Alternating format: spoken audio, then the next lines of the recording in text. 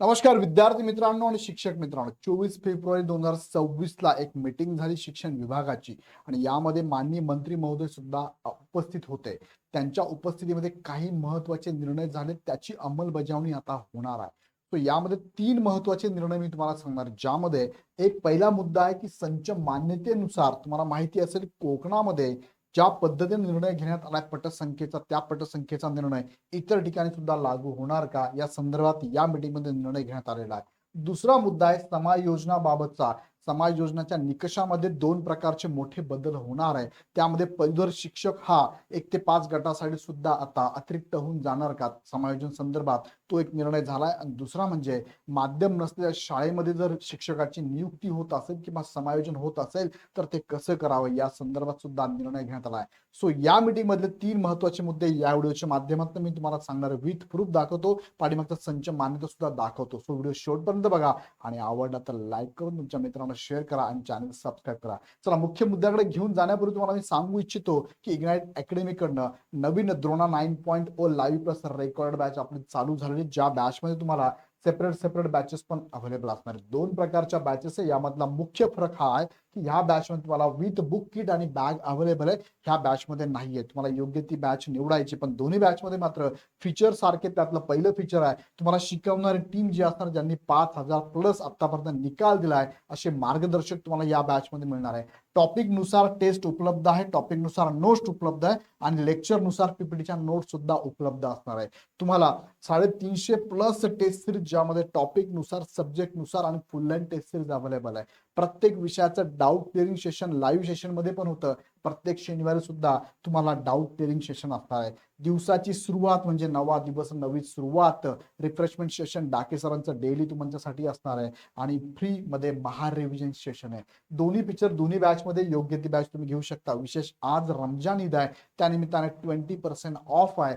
ईद 20 नावाचा कोड वापरून तुम्ही ही बॅच नक्कीच जॉईन करू शकता. त्यासाठी खाली डिस्क्रिप्शन मध्ये ऍप आणि बॅचची लिंक दिलेली आहे. चला मुख्य मुद्द्याकडे तुम्हाला घेऊन जातो. हे महत्वाचं एक परिपत्र आहे, तुम्ही बघू शकता की यामध्ये 24 फेब्रुवारी 2026 रोजी एक बैठक, एक मीटिंग झाली आहे. माननीय मंत्री शालेय शिक्षण यांच्या अध्यक्षतेखाली ही मीटिंग झाली आहे. त्याचा हा वृत्तांत आहे. 3 महत्वाचे मुद्दे आहे. मी तुम्हाला एक एक मुद्दा एक्सप्लेन करतो. पहिला बघूया. पहिला मुद्दा, ज्यामध्ये त्याचं हेडिंग मी टाकलंय, 1 ते 5 वर्गासाठी पदवीधर शिक्षकांचे समायोजन होणार. साहजिक आहे, एखादा शिक्षक जर 6 ते 8 ला शिक्षक असेल तर त्याला आपण म्हणतो पदवीधर शिक्षक आहे, कारण त्याला लागतं डीएड किंवा बीएड प्लस तुमचं पदवी लागते, म्हणून पदवीधर शिक्षक आपण त्याला म्हणतो. मग आता महाराष्ट्रामध्ये संच मान्यता 25-26च्या निकषानुसार अतिरिक्त धडे शिक्षकांचं समायोजन करायचं आहे. जिल्हा अंतर्गत जिल्ह्यांमध्ये तुम्हाला बदली करायची, म्हणजे जिल्ह्यातून जिल्ह्यात पण जाऊ शकता, जिल्ह्याच्या आत पण तुम्ही जाऊ शकता. मग ही बदली करत असताना शिक्षकांचं समायोजन जर सेम जिल्ह्यात करायचं असेल, पण जर जागा शिल्लक नसेल, मात्र 6 ते 8 वर्गाच्या शिक्षकांना जर 1 ते 5चे वर्ग मिळत असतील आणि ते रेडी असेल आणि जाऊ शकत असतील तर त्या संदर्भात काय करायचं, त्यांना द्यायचं का, ते त्या संदर्भातला मीटिंग मधला हा पहिला मुद्दा आहे. त्यात विषय आहे प्राथमिक गटातील 1 ते 5वीच्या रिक्त पदांवर, 1 ते 5वीच्या रिक्त पदांवर अतिरिक्त ठरलेल्या पदवीधर शिक्षकाचे समायोजन. आता पदवीधर शिक्षक हा जनरली 6 ते 8, जनरल नाही, 100% 6 ते 8 ला असतो आणि जो की 12वी पास आहे, डीएड बीएड झाला त्याचा, तो एक डीएड फक्त तो 1 ते 5 ला असतो. मग हा 7 ते 8चा शिक्षक त्याचं समायोजन करायचं 1 ते 5 ला होईल का, त्या संदर्भात माननीय मंत्री महोदयांनी काय सांगितलंय. स्थानिक स्वराज्य संस्थांच्या प्राथमिक शाळांमधील 1 ते 5वीच्या गटामधील रिक्त पदांवर त्याच जिल्ह्यातील अतिरिक्त ठरलेल्या 6 ते 8वीच्या गटातील शिक्षकांचे शासन निर्णय 15 मार्च 2024 मधील तरतुदीनुसार समायोजन करण्यात यावे. अशी कार्यवाही करताना सदर शिक्षकाच्या मूळ पदावरील वेतनात संरक्षण राहील. साहजिक आहे, याचं वेतन जास्त असणार आहे, ह्या वेतनाला काय असणार आहे, संरक्षण असणार आहे, म्हणजे ते वेतनच त्याला इथे कंटिन्यू लागू असणार आहे. त्यानंतर याची जबाबदारी कोणाकडे आहे, संबंधित अधिकारी आहे, जिल्हा परिषदेचे मुख्य कार्यकारी अधिकारी हे सगळे पाठपुरावा घेतील. हा झाला पहिला मुद्दा. आता यामध्ये मी तुम्हाला एक प्रश्न विचारतो, जर असं झालं तर 1 ते 5 गटाच्या जागा कमी होणार का. यस, होऊ शकतात. कदाचित 6वी ते 8वीचा जो शिक्षक असू शकतो तो बीएड प्लस पदवी असू शकतो, त्याला जर 1 ते 5 ला समायोजन करायचं असेल तर याबद्दल कोण विचार करणार आहे. सो याबद्दल तुम्हाला काय वाटतं मला कमेंट मध्ये नक्की कळवा. हे मात्र नक्की की 1 ते 5 गटाच्या जागा कमी होऊ शकतात. यस, समायोजन झालं तर होऊ शकतो. पण दुसरा प्रश्न असा येतो, मग या अतिरिक्त शिक्षकांचं करायचं काय. तो शिक्षक आहे तर त्यांना द्यावाच लागणार आहे. सो मला प्रश्न तुम्हाला विचारायचा, याबद्दल तुम्हाला काय वाटतं मला कमेंटमध्ये कळवा. दुसऱ्या मुद्द्याकडे घेऊन जातो. माध्यम नसलेल्या शाळेत समायोजन करता येणार, हा पण मुद्दा तुमच्यासाठी प्रश्नच आहे. बघा काय दिला त्यांनी, विषय आहे मराठी ऑब्लिक उर्दू शिक्षकांची त्यांच्या माध्यम नसलेल्या, त्यांचं माध्यम नसेल म्हणजे फॉर एक्झाम्पल त्यांचं इंग्लिश माध्यम असू शकतं, फॉर एक्झाम्पल त्यांचं हिंदी माध्यम असू शकतं, बरोबर की नाही. म्हणजे मराठी उर्दूच्या शिक्षकांचं अशा शाळा आहेत ज्यांचं मीडियम इंग्लिश हिंदी कन्नड असू शकतं, गुजराती असू शकतं, अशा शाळेमध्ये जर झालं, नसलेल्या शाळांमध्ये नेमणूक झालेली असल्यास त्याबाबत करावयाची कार्यवाही काय.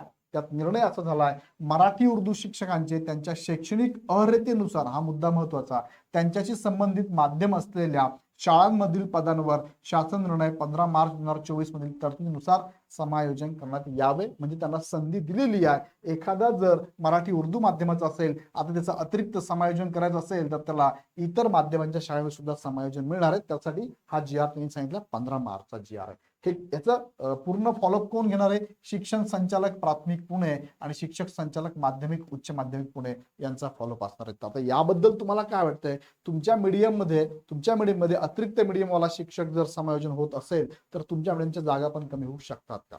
म्हणजे तुम्हाला प्रश्न विचारतो, याच्याबद्दल तुम्हाला काय वाटतं मला कमेंटमध्ये नक्की कळवा. तिसरा महत्वाचा मुद्दा आहे की संच मान्यतेनुसार पटसंख्या नसल्यास सूट मिळणार. हा एक चांगला मुद्दा आहे आणि सगळ्यांसाठी चांगला मुद्दा आहे. काय बघा नीट लक्षात घ्या, शासन निर्णय 15 मार्च 2024 मधील इयत्ता 9वी-10वीच्या पटसंख्येमध्ये सवलत देण्याबाबत सवलत दिलेली आहे. तुम्हाला शासन निर्णय तुम्ही जर बघितला, तुम्हाला शासन निर्णय पण दाखवतो बघा. इथे त्यांनी सांगितलं, पहिला मुद्दा मीटिंगमध्ये जो चर्चेला गेला आणि त्याचा निर्णय झाला, 15 मार्च 2024 मधील तरतुदीनुसार ज्या माध्यमिक शाळांमध्ये गट 9-10 करिता शिक्षक अनुज्ञेय होतात, बघा तुम्हाला माहिती असेल विषयानुसार शिक्षक असतात, म्हणजे मॅथ रिजनिंगचा असतो, सायन्सचा पण असतो आणि जीएसचा पण असतो, लक्षात घ्या.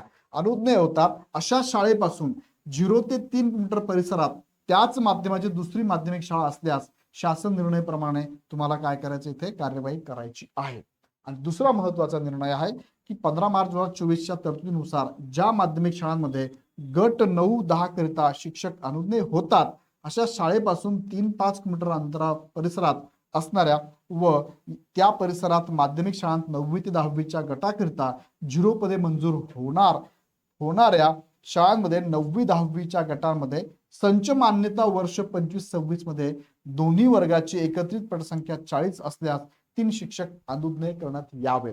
यापूर्वी जी आर असा सांगतो हा की तुम्हाला 20 प्रत्येक शाळेत म्हणजे वर्गात 20 संख्या असेल तर तुम्हाला एक शिक्षक मिळणार आहे. मग इथे मात्र जर असं असेल तर यांनी सांगितलं की 9वी + 10वी एकत्र करा आणि एकत्र करून जर 40 पटसंख्या होत असेल तर इथे तुम्हाला 3 शिक्षक द्यायला त्यांनी परवानगी दिलेली आहे, जी की यापूर्वी नव्हती. सो हा एक महत्वाचा मुद्दा आहे, सगळ्यांसाठी चांगला मुद्दा आहे. याच्यावरती फॉलोअप घेणार आहे शिक्षण संचालक माध्यमिक उच्च माध्यमिक पुणे.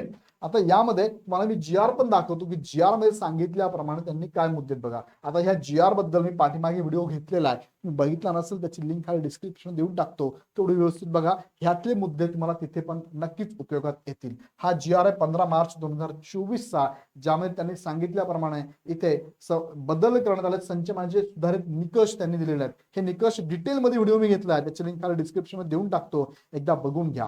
यामध्ये पटसंख्या जर तुम्ही बघितल्या तर 9वी-10वीची जी पटसंख्या आहे त्यामध्ये त्यांनी इथे मोठा बदल केलेला आहे बघा.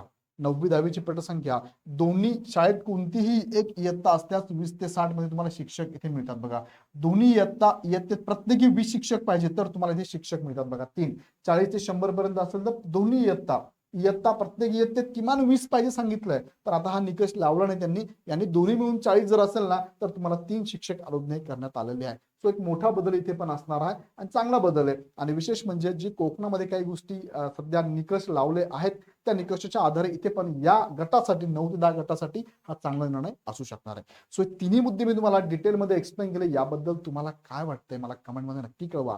विथ प्रूफ सगळे मुद्दे दाखवलेले आहेत. काही 2 मुद्द्यांबद्दल थोडेसे मतमतांतर असू शकतात, पण तिसरा मुद्दा मात्र खूप चांगला आहे, सगळ्यांसाठी उपयोगातला असणार आहे. सो तुमच्या मताचं पण मी वाट बघतो, तुमचे कमेंट बघतो. पण तिकडे जाण्यापूर्वी परत एकदा फायनली सांगतो की ₹2 टीईटीची बॅच नक्की जॉईन करा, ज्यामध्ये तुम्हाला टीईटीचा अभ्यास करण्यासाठी लागणारे सगळे शस्त्र ह्या बॅच मध्ये आम्ही अवेलेबल करून दिलेले आहे. सेपरेट बॅचेस पण अवेलेबल आहे आणि विशेष आज रमजान ईद आहे. रमजान ईद निमित्ताने टीईटीच्या बॅचेस तुम्हाला 20% ऑफ मध्ये आता जॉईन करा. जॉईन करण्यासाठी खाली डिस्क्रिप्शन लिंक दिली आहे किंवा तुम्ही इग्नाइट एकमचं ऍप डाउनलोड करून हवी ती बॅच लगेच परचेस करू शकता. अडचण असेल तर ह्या नंबरला कॉल करा. विशेष हे 3 मुद्दे तुम्हाला मी सांगितले. याबद्दल काय वाटतं मला कमेंटमध्ये कळवा. व्हिडिओ आवडला तर लाईक करा, तुमच्या मित्रांना ग्रुपमध्ये नक्की शेअर करा. पुन्हा व्हिडिओ आपण नेक्स्ट व्हिडिओमध्ये. धन्यवाद.